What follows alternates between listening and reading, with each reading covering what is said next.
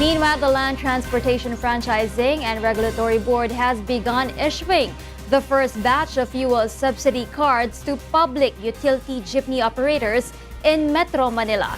But according to the Department of Energy, the cards may only be accepted in a few gasoline stations for now. Mon Jocson explains why in this report. Public utility jeepney operators troop early to the Land Transportation Office to claim their fuel subsidy cards. Each Pantawid Pasada card is loaded with 5,000 pesos fuel subsidy, which they can use to purchase engine fuel to accredited gasoline stations. The Land Bank of the Philippines was tasked to distribute the subsidies through an ATM card to jeepney operators. Among the first recipients is Fernando Maunahan, who came with his jeepney driver Julio. He says the Land Transportation Franchising and Regulatory Board should have split the amount so the drivers could also benefit from the subsidy, apart from the operators. However, he is quick to clarify that he is not questioning the project, which is aimed at helping the transport sector cope with rising fuel prices. Ang nakalagay Pantawid Pasada. Sino ba namamasada? Operator o ang driver? Operator, nakahiga lang yan. Yung driver, kakayod ng kayod yan.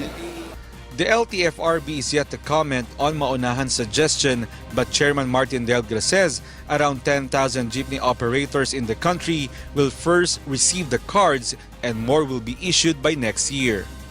The number is, I think, somewhere 20,000 ang makukuha for the year, next year.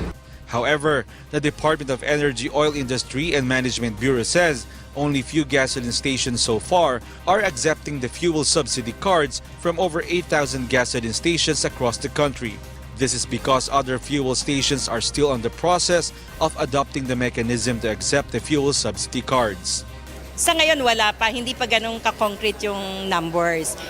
Nevertheless, the LTFRB clarifies that operators with surnames starting from letters A to M may avail for the first batch of fuel vouchers cards today. Those with surnames starting from letters N to Z will have their chance on Wednesday. To avail, operators should present a valid identification card, a photocopy of the valid ID, an ID picture, and the vehicle's proof of franchise. The list of qualified beneficiaries of the Pantawid Pasada fuel subsidy may be accessed through the LTFRB's website and social media account.